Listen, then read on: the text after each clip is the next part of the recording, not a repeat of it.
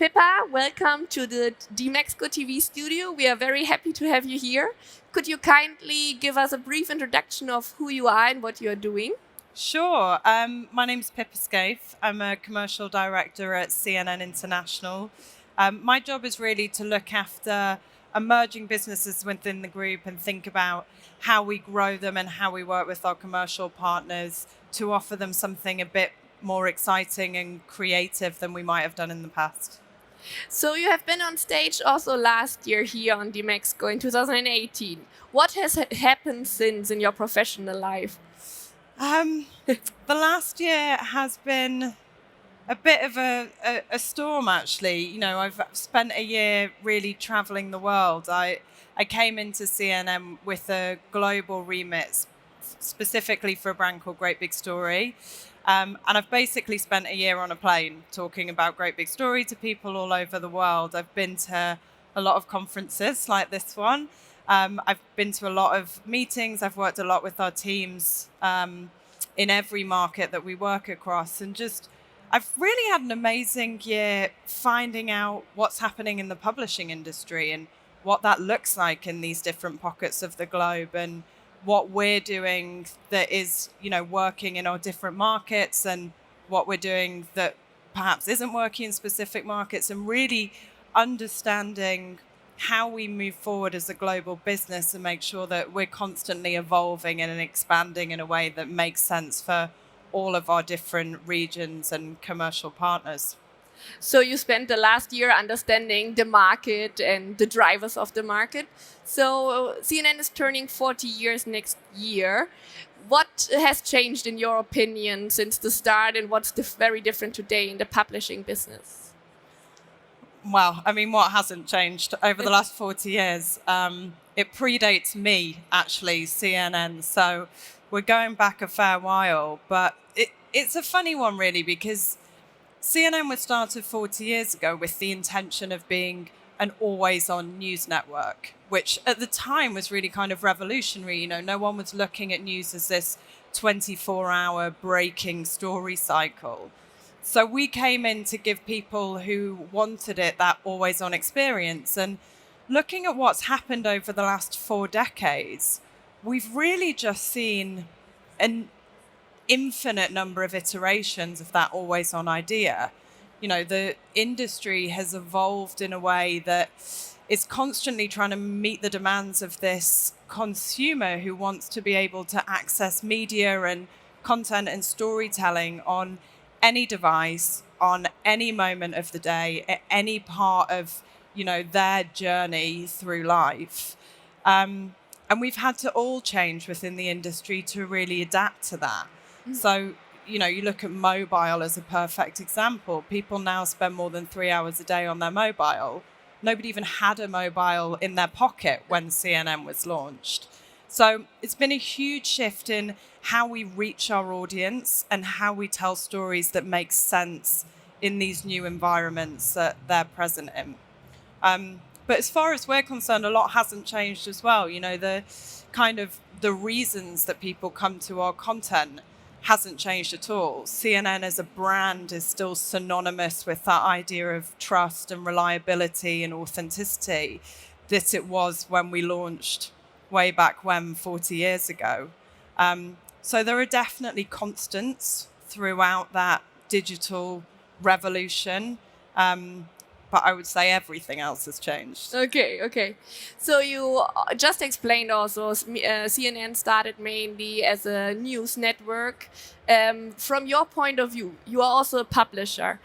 Is there also an ethnical component by investing media budgets in a news company rather than in a commercial business such as Facebook or Google? So in order to support the news network itself? Yeah, I mean, there are always going to be ethical conversations to be had. I think regardless of how you monetize your business and regardless of the kind of content that your business is creating, you need to be really weighing up that content monetization debate and thinking about how you're giving your audience what they want in a way that still allows you to work with your commercial partners For us, I think the answer to that has always been just to stay true to our voice and to ensure that we aren't compromising on the quality of our content or the kind of journalistic credibility that we've built up over the years with our audience. So whether we're making a purely editorial story or something with a brand, we make sure that we're going through that same kind of rigorous checkbox exercise to ensure that we're not wildly deviating away from the type of content that people came to us for in the first place. Okay, so how does this quality assurance process look like for you? It's a great question. I think a lot of it is to do with communication, ensuring that the editorial and the commercial parts of the business don't operate as silos. You know, we have teams who exist within the business solely to act as a conduit for the conversations between those two groups within CNN, and to make sure that whatever we're speaking to a client about is being vetted by the editorial teams, and that they feel really comfortable with what we're taking out to market and how we're representing the brand. So I think, you know, a lot of it is about ensuring that that dialogue constantly exists and that everybody in the company knows ultimately why we're here, you know, why CNN was built and what we still stand for as a brand.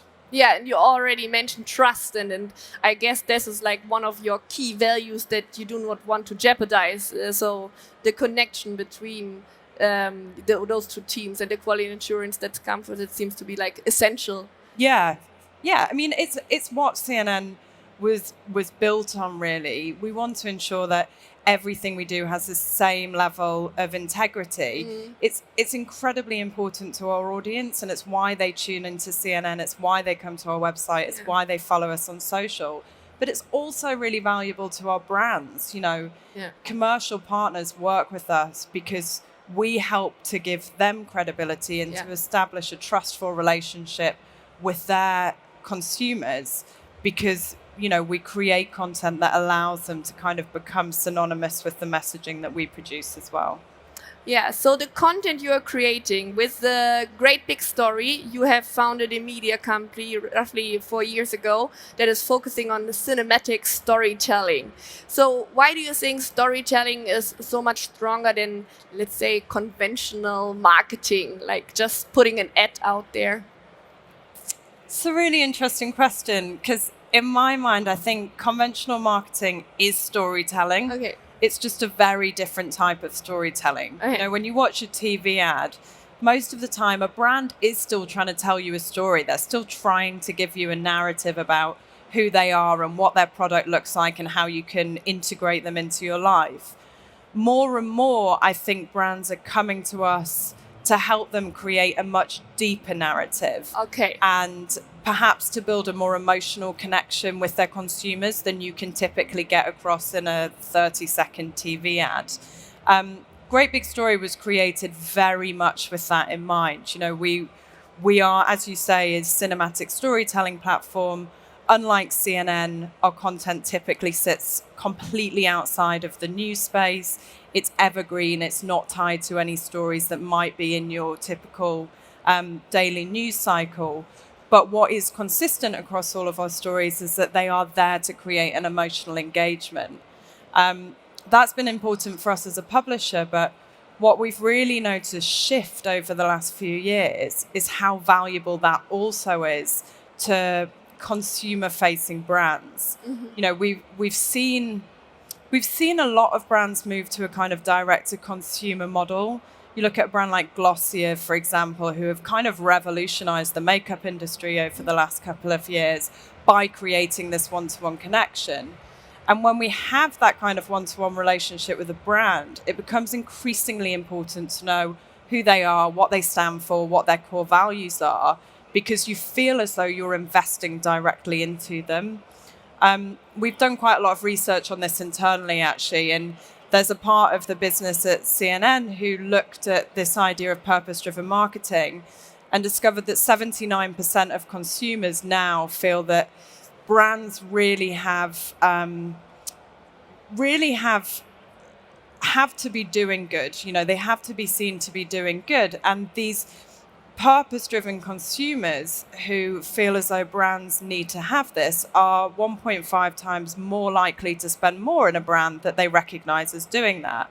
So it's increasingly important for brands to project their values and to create that emotional connection in line with what they stand for. And that's ultimately, why brands like Great Big Story are becoming so prominent in working with commercial partners. Yeah, I just talked with Stephanie from Salesforce also about how can you create purpose and transport value. So that's a very common idea. But how specifically do you help the companies you work with, the brands you work with, to go deeper, to create this kind of emotional empowerment or that you just described?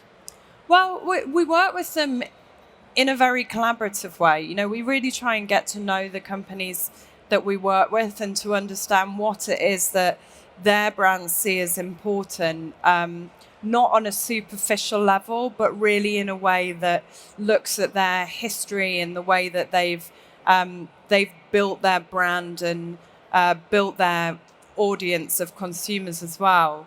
I think a really good example of that is some of the work that we've done with Procter & Gamble. Mm-hmm. We made a film with them a couple of years ago now called The Words Matter, which really dug into their history within the LGBTQ community. Okay. P&G are a brand that have for a long time been seen as a real supporter of the LGBTQ community. They were the first brand in the US, for example, to have the pride flag in their national TV advert. But what a lot of people didn't know is why they were so entrenched in that community and why it was so important to them. And they came to us to really go behind the curtain and tell that story.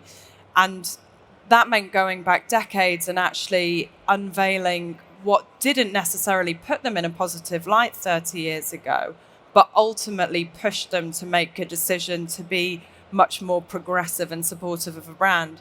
So I think it's collaborations like that where we really get under the skin of a brand's values and help our audience to understand why it's such a key component of who they are that is the reason that a lot of companies are working with us. Okay, so you make it very personal, both on the brand side, but also on the customer side. Like you match basically both sides with each other and close the distance between brand and consumer. Yeah, exactly. And because it's been so fundamental to Great Big Story from day one, over 4 years, we've always told these stories about sustainability and diversity and community and really tried to give an emotional tie to our audience and allow them to feel as though they're having content that really moves them to be part of these marches towards social justice. Because of that, it's now the reason that audiences come to us. They are looking for content that really helps them to feel excited and enthused about what's happening in the world around us. And that allows us to create commercial content that is even more authentic and targeted to the right people who are going to understand exactly what it's all about. Yeah, that sounds really exciting. Thank you very much, Pippa, for sharing all those insights with us, and enjoy the DMEXCO. Thank you for having me. Thank you so much.